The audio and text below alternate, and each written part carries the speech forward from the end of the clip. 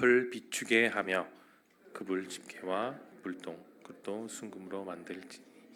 등잔대와 이 모든 기구를 순금 한 달란트로 만들되 너는 삼과 이 산에서 내게 보인 양식대로 할지니라. 아멘. 애굽을 나온 이스라엘 백성들이 약속의 땅을 가기 전 하나님은 그들에게 계속적으로 지속적으로 말씀을 주셨습니다. 하나님이 그들의 하나님이 되시고 그들은 하나님의 정하신 백성들이 된다는 진리이죠. 그리고 말씀을 선포하신 이후에 하나님은 확실한 증거를 위해 그들에게 성막과 율법을 제시해 주셨습니다. 특별히 오늘은 23절부터 40절까지 긴 본문인데요. 성막 안에 채워진 물건들 가운데 특별히 진설병과 그다음에 등잔대에 대한 자세한 소개가 오늘 본문 전체의 내용이 되겠습니다. 오늘 내용과 1번으로 들어가 더 자세하게 살펴봅니다. 진설병을 두는 상과 등잔대는 각각 무엇으로 만듭니까? 진설병을 두는 상에 대해서 하나님은 23절에서 이렇게 말씀하셨어요. 조각목으로 만들되 길이는 2규빗, 넓이는 1규빗, 높이는 1규빗 반으로 하라라고 말씀하셨습니다. 이거를 요즘 시기의 센티미터로 표현하면 길이는 약 90cm, 넓이는 약 45cm, 높이는 약 80cm 정도의 크기입니다. 그리고 나서 순금으로 입히고 또 금태를 두르게 하셨습니다. 등잔대의 경우는 31절 본문에 나와 있는 것처럼 순금으로 만들게 하셨습니다. 내용관찰 2번으로 나아갑니다. 진설병과 등잔대를 만들 때 주의해야 할 것은 무엇입니까? 39절 그리고 40절에 자세히 나와 있듯이 순금 한 달란트로 만들고 가장 중요한 것은 하나님께서 모세에게 보여주신 양식 그대로를 따라 하라고 말씀해 주셨습니다. 이 영과 묵상 3번은 이 2번에 대해서 좀 더 심화된 내용입니다. 영과 묵상입니다. 하나님께서 보여주신 양식대로 성물을 만들 것을 명령하신 이유가 무엇입니까? 여러분 출애굽기 25장부터 40장까지 긴 내용들은 성막에 대한 자세한 내용들이에요. 특별히 성막을 짓는 것은 단순한 건물을 짓는 것이 아니라는 얘기입니다. 평범하게 광야에서 하나님께 예배드리는 그런 예배 장소로만 있는 것이 아닙니다. 성막은 거룩하신 하나님의 임재를 나타내는 정말 아주 중요한 그리고 거룩한 장소이죠. 그만큼 하나하나 세밀하게 살피며 정성을 다해 하나님의 뜻을 나타내야 되는 거룩한 장소가 바로 성막인 것입니다. 그래서 성막에 쓰이는 모든 재료들, 도구들 역시 다 하나님의 말씀하신 대로 준비하고 만들어야 성막과 그 성막에 지어진 의미가 결코 훼손되지 않는 것이죠.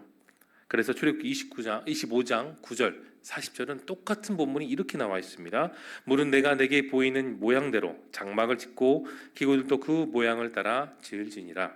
너는 삼과 이 산에서 내게 보인 양식대로 할지니라 라고 9절과 40절에 하나님은 두 번 강조해 주셨습니다.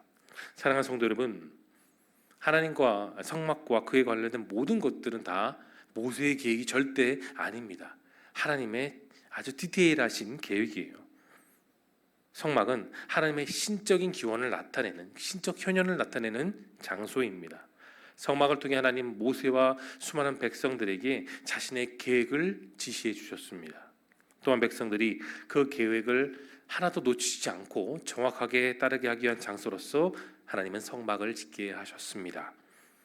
그렇게 백성들이 따를 때 하나님께서 그들의 하나님이 되시고 백성들은 하나님의 놀라운 자녀들이 되는 것입니다. 그게 바로 신적 현현의 성막인 것이죠. 그렇기 때문에 하나님의 방법과 하나님의 방식으로 따라가는 것은 결국 여러분 순종하다는 말과 또 동일합니다. 성막의 재료와 수단을 넘어서서 하나님의 역사와 임재를 나타내는 장소, 그것이 성막입니다. 느낀 점을 보겠습니다. 하나님께서 성물을 만드는 과정을 통해 백성이 말씀대로 온전히 순종하게 하시는 것을 보며 여러분 무엇을 느끼십니까? 오늘 본문에서 드러내고 있는 것은 하나님이 지시하신 그 말씀대로 행하며 순종하는 삶입니다. 모세에게 알려진 성막의 방법은 다 하나님의 말씀이죠. 근데 순종은 때로는 손해같이 느껴집니다. 순종은 때로는 참 어리석게 보이기도 하고요. 순종은 우리의 이성으로 봤을 때 참 비합리적으로 보일 때도 종종 있습니다. 그러나 순종은 결코 손해가 될 수 없어요. 크리스찬들에게 있어서 순종은 하나님이 주시는 축복을 온전하게 누리고 경험하며 나타내는 축복의 통로인 겁니다. 청명한 하늘 아래 그 산 꼭대기에 하나님은 노아에게 뭘 지시하셨죠? 방주를 지으라고 말씀하셨습니다. 100세가 되었을 때 그 소중한 아들을 모리아산에 바쳐라고 말씀하신 하나님의 뜻에 아브라함은 그 다음날 새벽 일찍 일어나 짐을 챙겨 아들과 종들과 함께 그 순종하며 나아갔습니다. 이성과 상식이 맞지 않는 아버지의 지시에 이삭은 힘이 있었지만 그대로 순종하며 따랐습니다. 이들은 모두 다 순종의 대표 인물들이죠. 여러분, 순종의 질은 축복의 질과 그대로 이어집니다. 순종의 크기가 내 믿음의 크기이죠.